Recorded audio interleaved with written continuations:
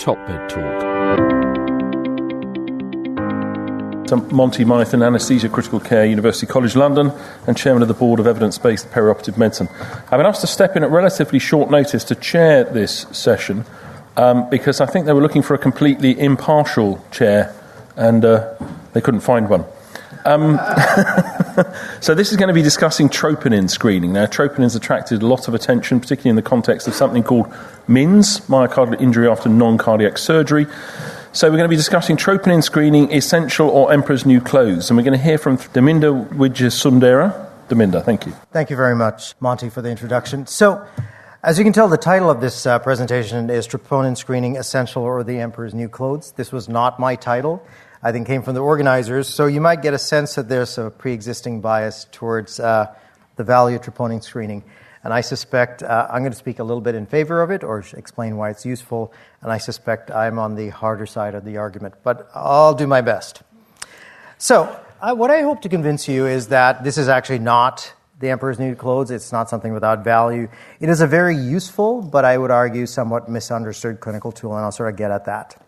I just want to acknowledge my sources of funding support. And I've got no relevant conflicts of interest pertinent to this presentation.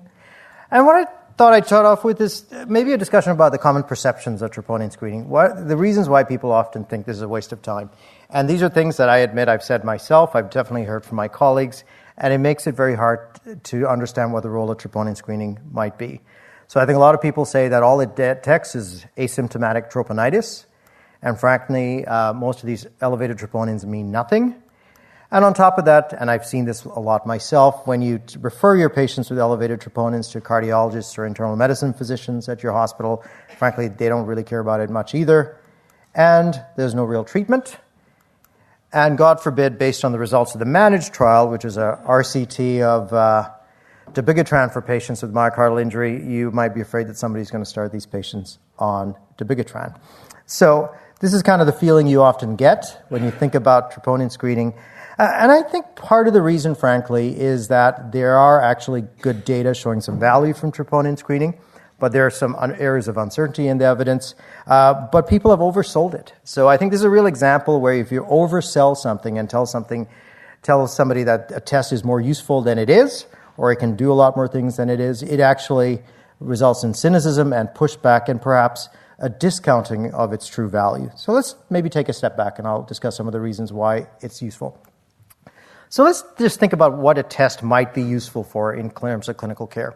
So I think if you had a test that could diagnose or screen patients for various conditions, I think most of us would agree you'd want something that could detect otherwise missed acute conditions, something that could help you target therapy to treat those conditions, perhaps accurately stratify risk for important outcomes. You know, that's a reason we do use clinical risk indices, why we do CPET before surgery is frankly to risk stratify, among other things. And finally, it would be nice to be able to diagnose chronic conditions that require long-term management, especially when we think about a move towards integrating perioperative care with long-term care, if this is really a model for where perioperative medicine should go. Like when we talk about getting people started on exercise because it's good for them, well, we think about exercise over the long term. Perhaps there's something similar with troponin screening. So let's address each of those points. So the first thing I want to talk about was detection and treatment of post-op myocardial infarction. So I'm not talking about MINS or troponitis or myocardial injury. This is just infarction. Good old infarction that we all know. There's reliable criteria for this. We all would hope that these are events that we would hope to predict and prevent. So how often does infarction actually occur? So it's not exceptionally common. It doesn't occur in a third of our patients, but it's not exceptionally rare either. So these are some data showing how often it occurs in contemporary patient populations. So the first two are the vision studies from P.J. Devereux's group, unselected patients aged greater than 45 years of age undergoing major non-cardiac surgery. You know, in the first vision study, it was about 3 and 3.3% of patients had an MI. It was about 4% in the second vision study. And these are unselected patients. So let's say you just focus on patients who at least have some risk factors for coronary artery disease. That's kind of this group that participated in what was called the CTA vision study. That event rate was 7%. But if you applied even simple risk stratification criteria to screen patients to decide who needs troponin testing postoperatively, chances are you're going to identify a group of patients where that event rate is 8% to 14% in screened populations. The important thing is you will detect that rate only if you test patients. And the reason for that is troponin screening is integral to the diagnosis of infarction in any setting. So, we've had ever-improving troponin assays, and what you see here are sort of the improvements in troponin sensitivity over the years with different assays. In the non-operative setting, we've got fourth and fifth generation troponins that allow us to detect myocardial infarction way closer after somebody's had chest pain. The difficulty in the perioperative setting is in studies that have looked at this, only about 50 to 70% of patients have essentially no symptoms, although they meet other criteria for infarction. So we don't know all the reasons why that is the case, but essentially if you don't test these patients with troponins, you will not detect them. So what kind of burden of misdiagnoses are we talking about? So let's say we assume about 70% of patients would have their diagnosis missed if you didn't test them. Well, if you took unselected patients, that would mean about 3% of patients would have a myocardial infarction that went undiagnosed postoperatively. If you picked a higher risk population where you screen them, it's about 5.5% to 10% of patients. So what's the potential gain from actually screening such patients?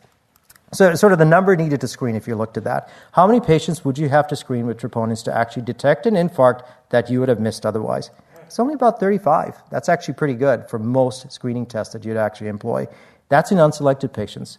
If you looked at more screened, selected patients, it's about 10 to 20 people. So this is a pretty reasonable test to pick up a condition for which we have treatment.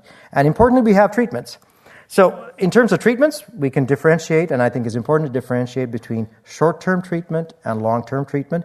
In the post-op setting, most of these infarcts are what are called type 2 myocardial infarctions, so largely driven by supply-demand imbalance. So when you diagnose them, then basically you focus on the things we normally would do as anesthesiologists, essentially optimize the balance of supply versus demand in these patients. Now, people would argue we do this anyway, but I would tell you that if we look at the data, especially outside the operating room, which is when these infarcts generally occur, and the rates of hypotension, hypoxemia, and poor heart rate control that occur on the wards, that rate is exceptionally high. And it would tell us that if we don't detect these patients, most of these patients would go on to have some form of poor hemodynamic control postoperatively, which we would not treat, and allow an infarct to progress to a more severe state where we could have actually controlled it before. I think more importantly, and this is sort of where the future of perioperative medicine is, there's really an opportunity to take a patient beyond acute treatment, but to start therapies that would improve their long-term health. So when we think about our role in terms of improving their overall health, we had to think also of the potential for secondary prevention in these patients.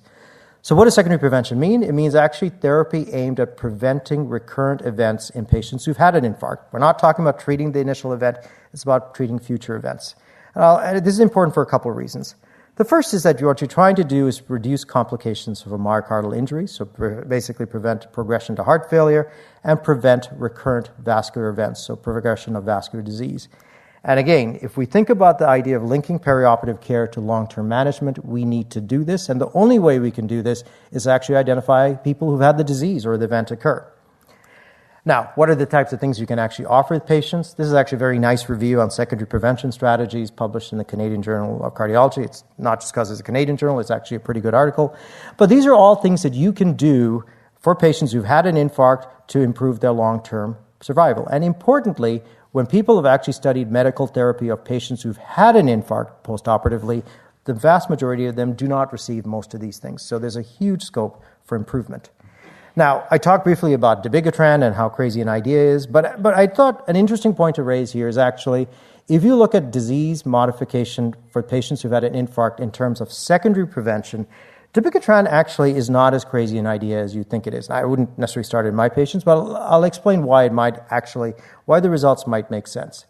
And I'll just give an example of a trial outside anesthesia. So this is the COMPASS trial. It was a large randomized controlled trial of almost 28,000 patients who had established vascular disease. And they were randomized to a strategy of aspirin in combination with low-dose rivaroxaban at 2 doses. And the primary aim was to see if this addition of a novel oral anticoagulant would prevent important cardiac events, so cardiac death, stroke, or myocardial infarction.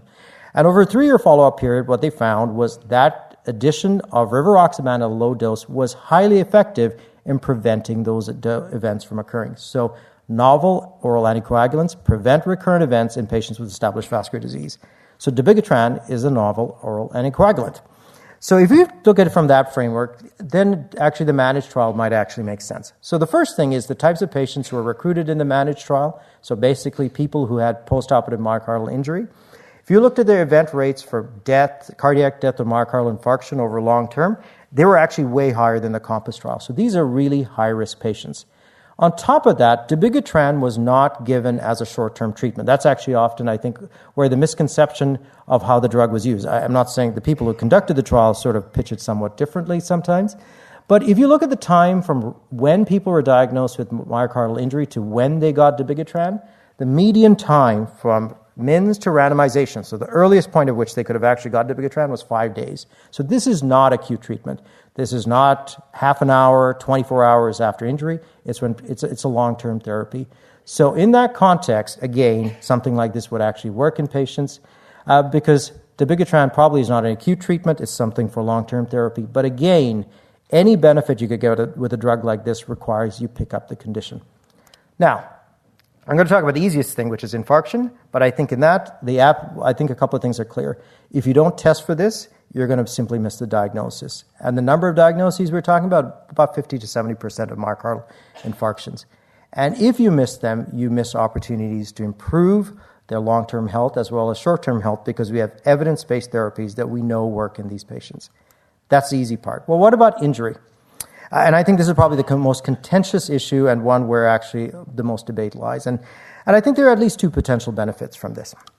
So the first is the idea of risk stratification. So we spend a lot of time stratifying patients' risks before surgery with clinical risk tools, exercise testing, blood tests, a bunch of things. But one of the key things we need to understand is, well, you can take a patient, they have an operation, their risk clearly changes. And it would be useful to understand which kinds of patients at the end of the operation or within the first 24 hours after operation are the ones in whom trouble is actually going to occur. And in that role, the role of postoperative troponins for risk stratification alone is very, very clear. This has been shown in multiple large studies with thousands of patients. The higher troponin elevation after surgery, the higher risk for mortality. Now, I'm not saying that troponin elevation is the cause of death, but it does tell you that that is a patient you need to worry about. And what it tells us is we can focus our attention on a much smaller group of patients. So the figure on the right is a figure from the first Vision 1 study, which looked at, again, about 15,000 patients and used a troponin T assay. And if you look at what's been called MINS, it's a troponin T above 0.03 nanograms per ml. So if you look at that group of patients, those patients probably basically account for about 8 to 18% of patients are the ones who have myocardial injury, but they account for 45 to 60% of all deaths. So a lot of bad things happen in a small group of patients. So one of the challenges we have postoperatively is who do we need to monitor, who do we need to actually focus our attention on in preventing progression of complications.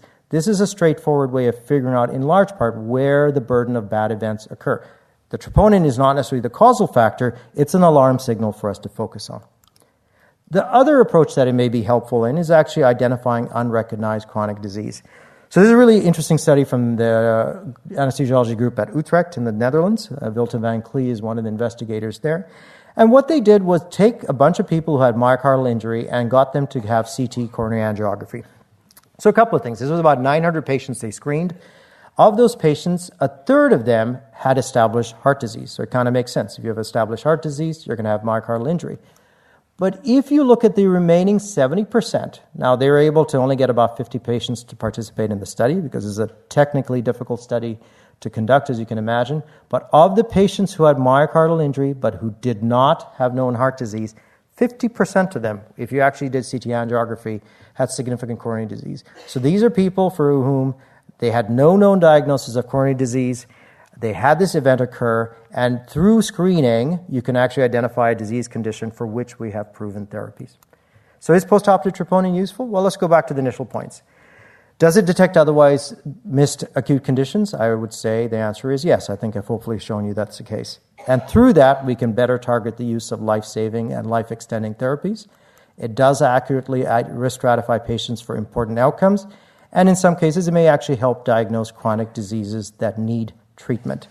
Now, why aren't we achieving all of those things? Well, I think finally, this is where I think I have to acknowledge the weaknesses in the troponin data. If we are to finally do this or use these data well, or troponin testing results well, we need to look beyond the hospitalization and the inpatient stay. We need to be able to link better what we do as perioperative physicians with what goes on in outpatient care, because we can't manage all of this workup while patients are inpatients. We need to actually move outside the operating room, link with outpatient care, and actually extend the scope of perioperative medicine so we can use these results to improve their long-term care. So is troponin testing useful? I'd say yes, but provided it's used appropriately. Thank you. Nick Wijeysundera here. Thanks for listening to TopMedTalk. Now, before we let you go, it's important that we remind you to subscribe to TopMedTalk. That way you'll never, ever miss another episode. Also, if we could encourage you to join us on social media, Twitter, Facebook, LinkedIn, YouTube, pretty much every single social media platform, we're there. Join us. And finally, check out TopMedTalk.com. If you go to our website, you can subscribe to email updates. That way we can always tell you where we're going to be, what we're going to be doing, and how you can join us. TopMedTalk.com and click on the section marked email updates. Finally, TopMedTalk is proud to act as the broadcasting arm of EBPOM, Evidence-Based Perioperative Medicine. We'd love you to find out more about them as well. ebpom.org is their website. That's ebpom.org. And if you go to ebpom.org/meetings, you can find out about some of the wonderful meetings that we attend and cover across the year here on TopMedTalk. That's ebpom.org/meetings.